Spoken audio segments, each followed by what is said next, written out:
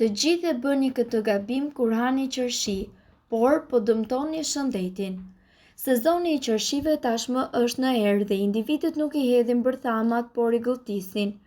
Gastroenterologët shpjegojnë se sa e rrezikshme mund të jetë kjo.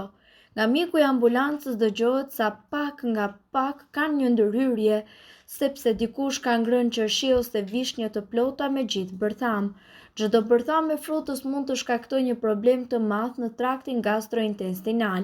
Përkatësisht, me kalimin e viteve, për shkak të dobësisë së muskujve, vërej në zmadhime në zorrën e trashë siç janë xhepat. Bërthamat e frutave mund të bien dhe të qëndrojnë aty, dhe kjo zakonisht zgjidhet me ndërhyrje kirurgjikale.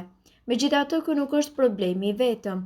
Bërthamat nuk mund të treten dhe nëse dikush ka ndonjë problem me tretje të dobët, ato qëndrojnë më gjatë dhe mund të fryhen me kalimin e kohës dhe të krijojnë probleme edhe tek të rinjt.